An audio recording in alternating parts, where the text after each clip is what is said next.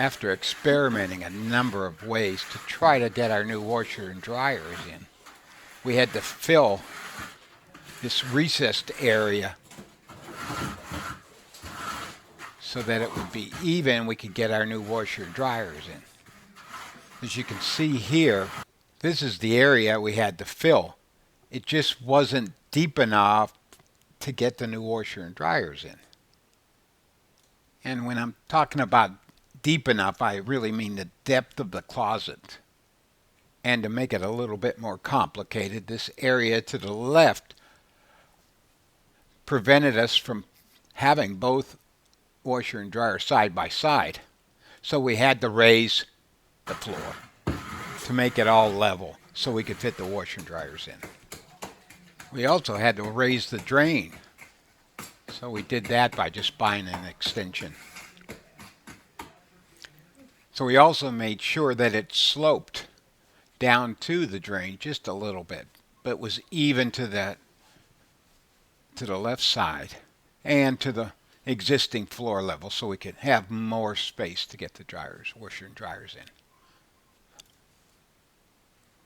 The floats we're using here are just some homemade ones out of 2x4 with a handle on it. And that worked out great for this small one-time project. Well, here's our semi-pro cement finishers. And with limited space in our patio home, we had to mix this outside. Yeah, I just used this small pan here. It worked out great. Now this mix is a little dry. We kind of added more water later. And we all pitched in. Some of us by watching. And this is what we used for the concrete. This was the only thing available over there at Home Depot. And here's the happy homeowners. Hopefully this will all work.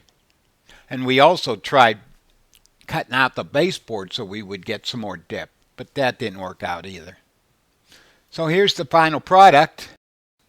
And we were able to get the washer and dryers in side by side. And by filling the floor and making it level, we just got enough room there on the lip to be able to get them in. And here it is with the doors shut. So once again, with that area filled in, it gave us enough depth and width to get both washer and dryer in. So thanks for watching, and we'll see you on our next project.